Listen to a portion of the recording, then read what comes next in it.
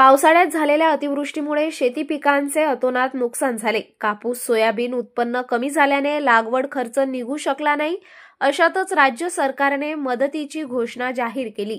मात्र अजूनही यवतमाळ जिल्ह्यात 60,000 शेतकरी अतिवृष्टी मदतीपासून वंचित आहे। शेतकऱ्यांना 1 रुपयांची मदत मिळाली नाही। नुकसानग्रस्त शेतकऱ्यांच्या याद्या तहसील कार्यालयात पोहोचल्या नाही।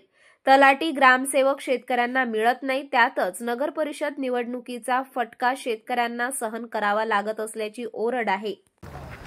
माझी जवळ इजाराला शेती आहे। अतिवृष्टीमुळे पूर्ण होऊन गेलेली आहे। मी 15 दिवसापासून चक्रा मारत आहे। त्यांची ड्यूटी लागली म्हणते नगर परिषद इलेक्शनला, आणि आम्ही येतो, शेतकरी बांधव फिरतो, दिवसभर वाट पाहतो, पुन्हा आलो का लिंक नाही म्हणतात।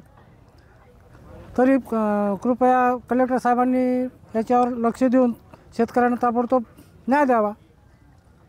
मी इचुरी या गावचा रहिवासी आहे। जसे इचुरी इथं आहे, आणि खरडलेल्या याच्यातले जे पैसे आहे, माननीय जिल्हाधिकारी साहेब यांनी एवढे तातडीचे आदेश देऊनही सुद्धा हे जे तहसीलमधले जे कर्मचारी आहे हे एकही उपलब्ध नाही। मी कमीत कमी 8 दिवस झाले मी कंटिन्यू फिरत आहो, आणि हे सगळे इलेक्शन आम्ही इथं आल्याच्या नंतर हे सगळे जे कर्मचारी सांगतात की सगळे इलेक्शनमध्ये आमच्या ड्युट्या लावल्या, आम्ही काय करणार। याचं तातडीनं शेतकऱ्याचे प्रश्न सोडवावे आणि खरडलेले पैसे आम्हा शेतकऱ्याला देण्यात यावे, हे जिल्हाधिकारी साहेबांना माझी कडकडीत विनंती आहे।